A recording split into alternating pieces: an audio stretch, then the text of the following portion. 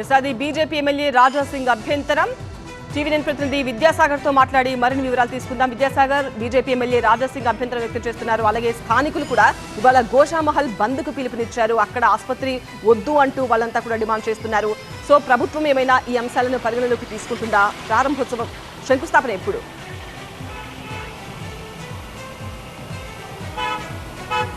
గోషామహల్ పరిరక్షణ సమితి పేరిట ఇవాళ గోషామహల్లో ఉస్మానియా ఆసుపత్రి నిర్మాణానికి శంకుస్థాపన కార్యక్రమానికి నిరసనగా బంద్కు పిలిపించిన పరిస్థితి కనిపిస్తుంది. మనం ప్రస్తుతం గోషామహల్లో ఉన్నాము. ఇక్కడ గోషామహల్ స్టేడియానికి సంబంధించి పూర్తిగా ఏదైతే ఈరోజు ఉస్మానియా ఆసుపత్రికి శంకుస్థాపన చేయబోతున్నారో దాన్ని వ్యతిరేకిస్తూ పూర్తిగా కూడా బంద్కు పిలిపించిన నేపథ్యంలో ఎవరైతే ఆందోళన చేస్తారన్నటువంటి అనుమానం ఉందో వారందరినీ కూడా పోలీసులు ముందస్తుగానే అరెస్ట్ చేసినటువంటి పరిస్థితి నెలకొంది. ఎక్కడ కూడా అవాంఛనీయ ఘటన జరగకుండా పూర్తిగా బందోబస్తు ఏర్పాటు చేశారు. ప్రస్తుతం మనం ఉన్నటువంటి గోషామహల్ ఈ కాలనీలకు కూతవేటు దూరంలోనే గోషామహల్ స్టేడియం ఉంటుంది. అక్కడే ఈరోజు జరిగేటువంటి ఉస్మానియా ఆసుపత్రి నిర్మాణానికి శంకుస్థాపన కార్యక్రమం జరగబోతుంది. కొద్దిమంది మాత్రము పోలీసులకు దొరకకుండా దాక్కొని ఈరోజు ఎట్టి పరిస్థితుల్లో ఆందోళన చేసి తీరుతాము, డెఫినెట్గా ఉస్మానియా ఆసుపత్రి నిర్మాణాన్ని ఇక్కడ అడ్డుకుంటాము, ఎందుకంటే పాత ఉస్మానియా ఆసుపత్రి ఉన్న ప్రాంగణంలో నిర్మించాలి, ఇక్కడ నిర్మించడం వల్ల ఇరుకు రోడ్లు అదేవిధంగా ఫ్యూచర్ కూడా ఇబ్బందులు వస్తాయని వీరంతా ప్రభుత్వంలో మనతో పాటు స్థానిక గోషామహల్ నేత సురేష్ ఉన్నారు.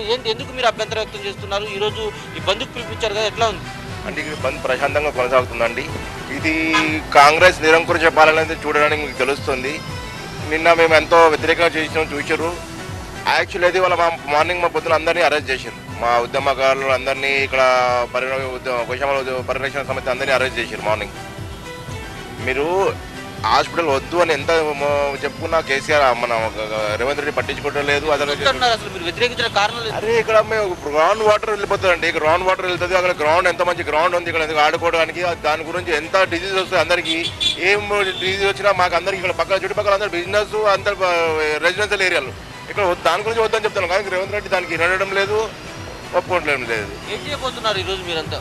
ఈరోజు బంద్ ప్రశాంతంగా బంద్ పాటిస్తున్నాం. అంత మొత్తం మార్కెట్ మొత్తం బంద్ ఉంటుంది. నిరసన తెలియకపోతే ఉండే మా వాళ్ళందరినీ అరెస్ట్ చేశారు పొద్దున. అది మనం చూస్తున్నాము. ఇక్కడ ఏర్పాటు చేయడం వల్ల ఇరుకు రోడ్లు ఉన్నాయి, రెసిడెన్షియల్ కాంప్లెక్సెస్లు ఉన్నాయి, స్థానికంగా చిన్న చిన్న బిజినెస్లు ఉన్నాయి. వాటి అన్నిటికి కూడా ఇబ్బందులు ఏర్పడతాయి.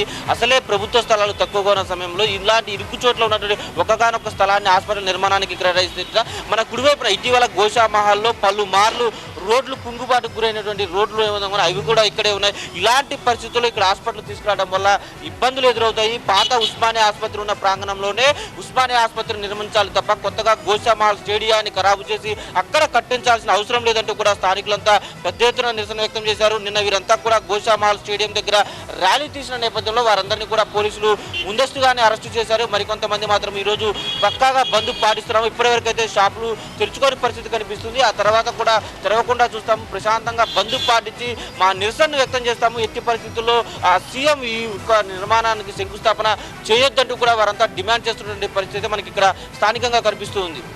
రైట్ విద్యాసాగర్.